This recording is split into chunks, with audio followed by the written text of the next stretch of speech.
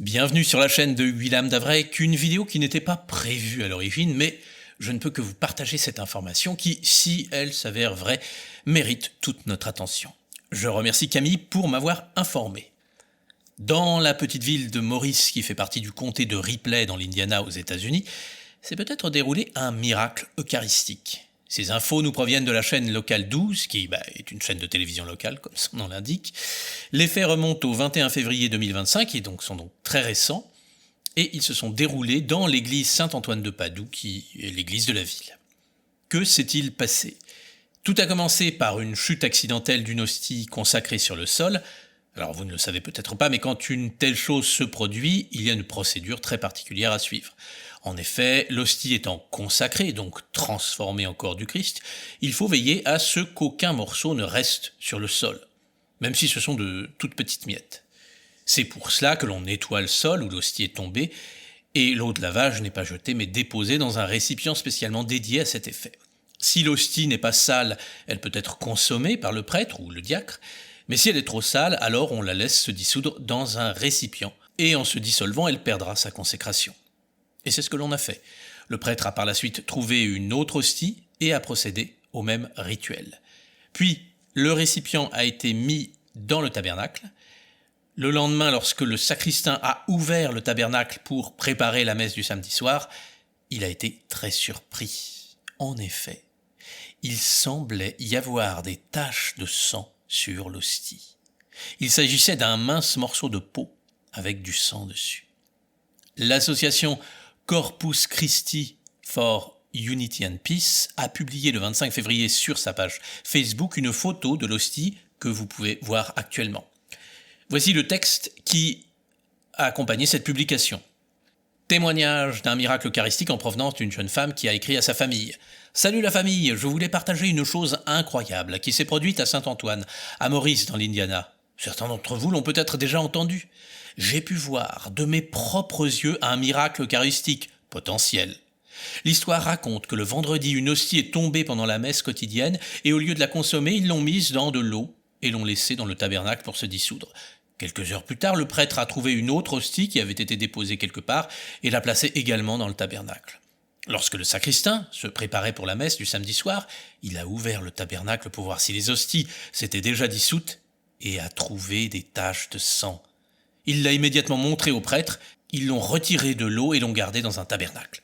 Quand je l'ai vue aujourd'hui, elle ressemblait à un très fin morceau de peau avec du sang dessus. » Alors, je suis allé enquêter, je suis allé voir sur la page Facebook, et malheureusement, rien ne prouve que l'image que vous voyez provient du potentiel miracle.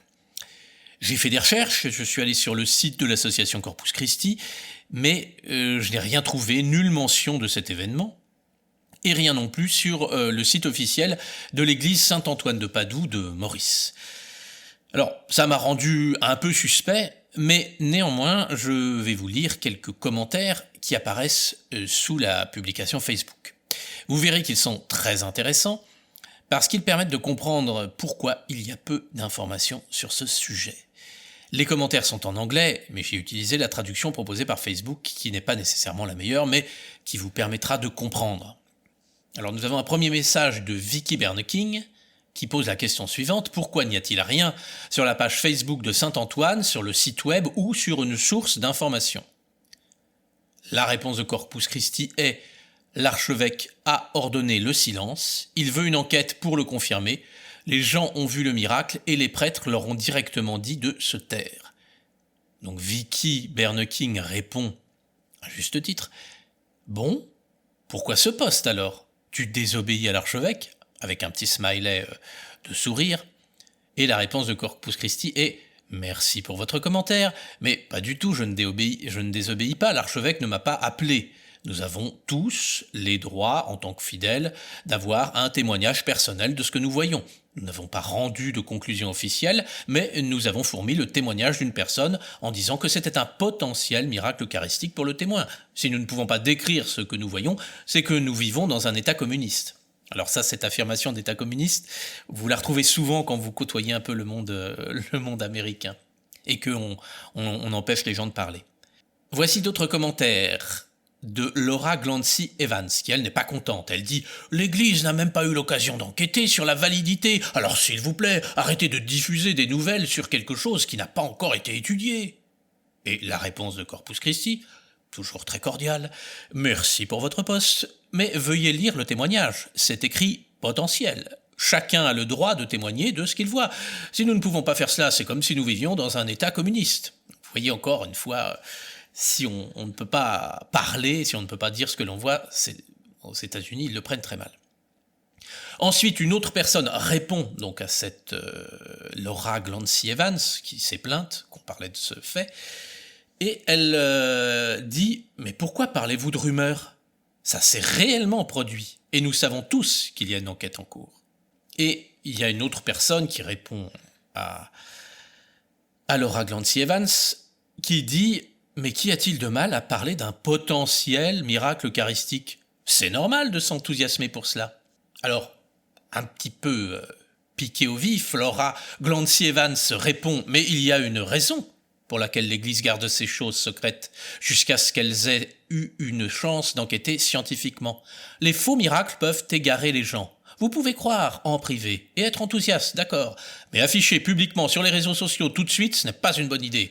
Que faisons-nous ici en tant que catholiques si nous n'avons pas l'obéissance de base à l'Église dans nos affaires quotidiennes? Sommes-nous des protestants sans autorité où chacun a son interprétation ? Voilà, donc là c'est la fin, on va dire, de cet épisode. Alors il y a un autre message dont je ne vous ai pas parlé qui m'a beaucoup troublé parce que ça symbolise beaucoup de choses, comment le prêtre a agi en découvrant ça, mais j'attends d'avoir des confirmations de la personne pour vous en parler. Alors ensuite, il y a un autre message d'une certaine Nancy Folder Fisher qui demande « Savez-vous si c'est encore possible de voir donc ce miracle, ce potentiel miracle eucharistique ?» Et Corpus Christi répond « Non, malheureusement ce n'est plus possible, l'hostie a été retirée pour être analysée. » Donc, vous le voyez, après ces différents échanges, il n'est pas certain que l'image que vous voyez actuellement soit réellement une photographie du potentiel miracle. Mais une chose est certaine, il s'est bien produit quelque chose et une enquête est en cours. Alors comme toujours, l'Église est très prudente, c'est pour cela qu'elle a demandé de ne rien dire tant que l'enquête n'a pas donné son verdict. À ce titre, je voulais vous faire part de mon avis.